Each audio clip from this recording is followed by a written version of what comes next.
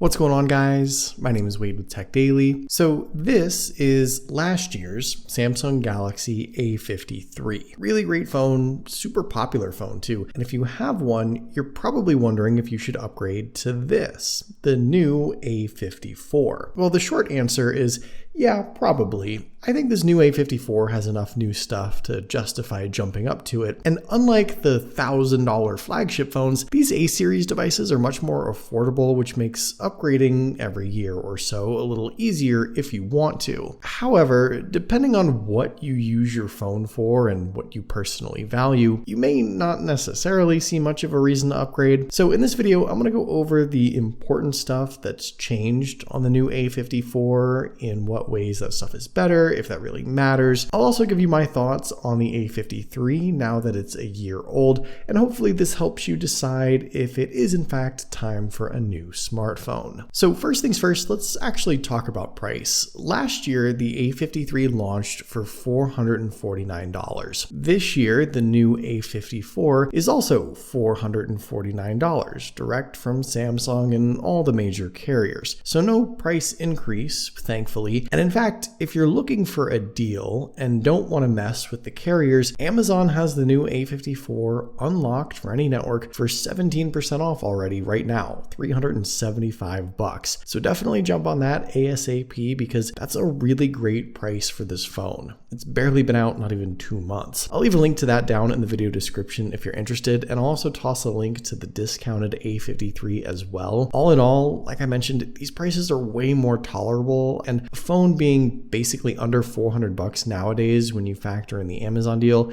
is a pretty nice change of pace. Now, if you were hoping for some big major physical design changes on the new A54, unfortunately we don't really get that. There's a couple random things that are different though, some positive and some actually negative. Size-wise, officially the new A54 is smaller than the A53. We went from a 6.5 inch screen down to a 6.4 inch screen. It might be hard to see, but side by side, the A54 is a smidge shorter, and you might also be able to tell that the new A54 has thicker black borders all around the screen. Those big bezels are responsible for a smaller screen to body ratio on the A54, which further explains its smaller screen size. We are talking about millimeters of a difference though, so it's not a deal breaker, but arguably the display has shrunk, the borders have increased. That's sort of an odd move for a new smartphone. Around back though, the A54 certainly redeems itself. For starters, the rear cover is now actually all glass, Gorilla Glass 5, and the slight design refresh, particularly with the camera lenses, now makes this A-series phone look identical to Samsung's flagship S phones, which is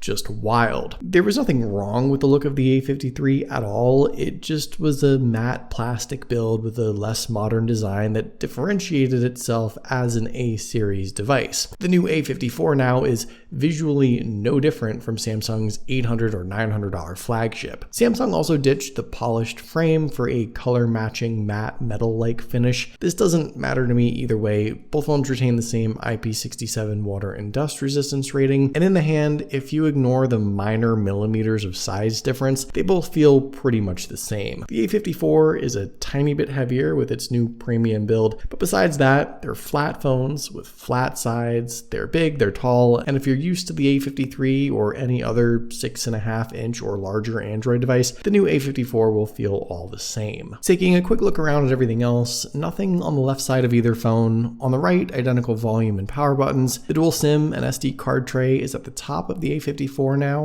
On the A53, it was located at the bottom. Regardless of its location, I'm just glad that SD card support is still here on the A54, and we actually get the same 128 or 256 gig configuration options on both phones. There's the same USB-C port for charging at the bottom, speaker off to the right, secondary speaker in the earpiece above the selfie cameras, and around back, as you just saw, different camera setups, 4 lenses on the A53, 3 lenses on the A54, kind of funny, and we'll dive a little deeper with that in just a minute. Both phones have in-display fingerprint sensors, and to my knowledge, nothing has changed or improved with this on the A54. It seems to wake, scan, and unlock at about the same speed with about the same level of consistency. Good enough for everyday use, but it's still not quite as fast or as effective as the ultrasonic sensor on the S series flagships. By the way, as summer fast approaches, everyone always asks, is that really the temperature? Yes, I live in Las Vegas. It'll be even hotter soon. To keep cool, I'll be using my Ace 3 portable neck fan from Ranvu. This is an AI-powered automated cooling and heating wearable with additional health and wellness capabilities, and it is the most advanced personal neck fan available. This has 4 Ice Max engines with 7 upward and downward air ducts that blow a constant stream of cool air all around you. There's also 4 core cooling semiconductors on the sides, and this gets cold to the touch within seconds. You'll feel comfortable even in temperatures exceeding 105 degrees, perfect for Las Vegas. And if you're in a cold environment, the Ace 3 does the opposite. You get a constant stream of warm air paired with a heated neckband. The Ace 3 actually has a colored touchscreen for controlling all the heating and cooling modes. You can also view other health and wellness measurements like your heart rate, steps, and blood oxygen level. And one more thing, the Ace 3 is AI powered. So if it senses that you're warm or that it's a bit cold out, it can automatically start cooling you down or warming you up. It takes into account the ambient temperature and various body measurements. It pretty much understands your needs almost better than you do. I highly recommend this. Summer is right around the corner and I know I'm going to need it. Ranvu is actually running a lightning deal on Amazon for the Ace 3 right now for the next 12 hours. So this is the best time to get one if you're interested. You'll save a ton of money. I'll leave a link down below in the video description to that lightning deal for the Ace 3 so you don't miss it. And thanks so much to Ranvu for sponsoring this video. Okay, so we know the screen sizes are different, but what about the specs and the quality and the viewing experience? Well, the A54 does have some improvements here. Both these phones offer super nice, Super AMOLED displays at a similar 1080 resolution for a little more than 400 pixels per inch on each. And at a glance, the screens do look similar. Very bold, very colorful, and plenty sharp even for their relatively large sizes. You're not going to see any pixels even with your nose pressed right up against them. Now there's 2 main differences here. With the overall brightness, the new A54 is technically capable of going brighter. It supports up to 1000 nits of max brightness versus 800 nits on the A53. That's honestly not a huge difference though. I mean, you can see these phones look similarly bright.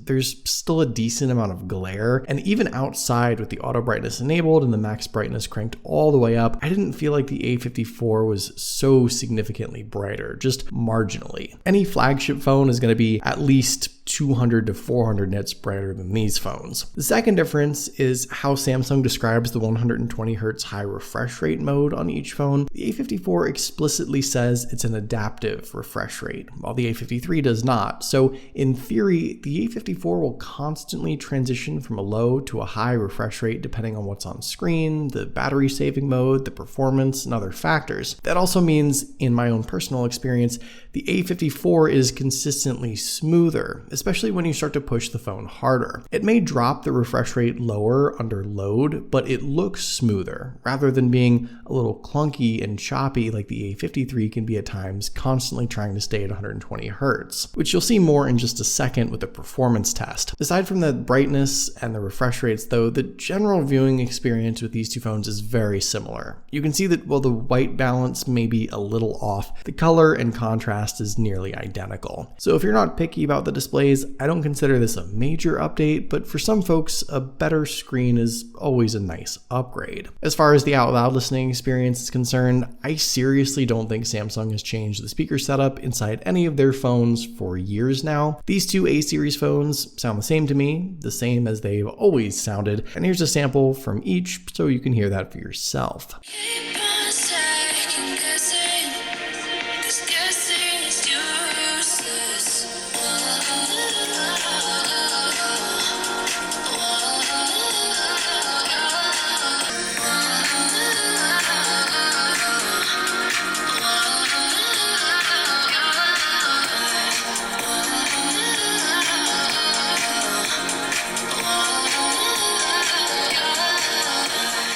Now, when it comes to the internal specs and performance, I think it's fair to say that while the A54 is technically the more powerful and capable updated smartphone with new and improved internals, it's not exactly the change everyone was hoping for. So last year's A53 was powered by Samsung's own Exynos 1280 chipset, the Mali G68 GPU, and the option of either 4, 6, or 8 gigs of RAM. This year, the processor inside the new A54 is the all-new and slightly better Exynos 1380 from Samsung, paired to a slightly altered Mali G68 GPU and 6 or 8 gigs of RAM. So Samsung stuck their newest upper-tier in-house processor inside the new A54, which is cool, and taking a look at the Geekbench scores, you can see that it clocks in much higher across the board. But I know a ton of folks wanted to see Samsung use like a Snapdragon processor instead, simply because, to put it bluntly, Samsung's Exynos processors don't really have the best reputation when it comes to performance. Obviously, this whole Exynos processor debate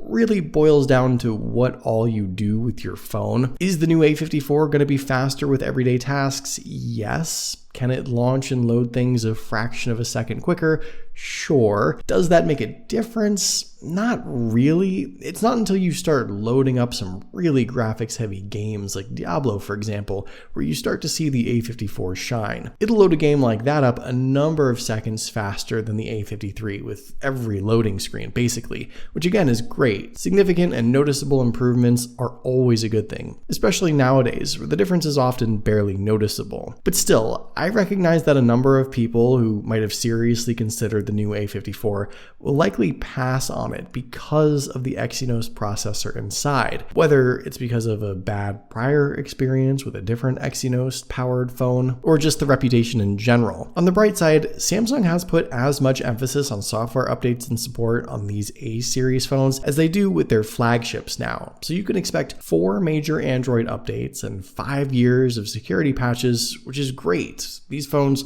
will feel fresh and new for a long time. They're both on Android 13 and One UI 5.1 right now anyway, so software-wise, they're basically the same. You're not missing out on any new features specific to the A54 by staying with the A53. And all in all, Exynos controversy aside, you can't deny the fact that the A54 is noticeably better than the A53, which I think could be a deciding factor, especially if you push your phone pretty hard throughout the day. Speaking of pushing your phone hard, one thing I love about these phones is the big old battery inside. They each have a 5,000 milliamp capacity, and in my experience, they actually have really similar battery life day in and day out. I can go a full day and then some, and I haven't noticed one lasting any longer than the other. You can see a similar percentage just in the few hours I was filming this video, so no improvements to speak of really, but nothing negative here. They both support 25-watt fast charging, which is decent enough, but once again this year, no wireless charging, even with a new glass back on the A54, which doesn't make any sense, but okay, and no reverse charging or any other power features to speak of. So last but not least, in regards to the camera setups, I feel like every year Samsung just makes random hardware changes to the various A-series phones. Maybe they just pick from the parts bins that they have, and that's pretty much the case again here. The A53 had a quad lens setup consisting of a 64 megapixel main lens, 12 megapixel ultra wide lens, 5 megapixel macro lens, and 5 megapixel depth sensor. The new A54 was given a 50 megapixel main lens, seemingly the same 12 megapixel ultra wide, 5 megapixel macro,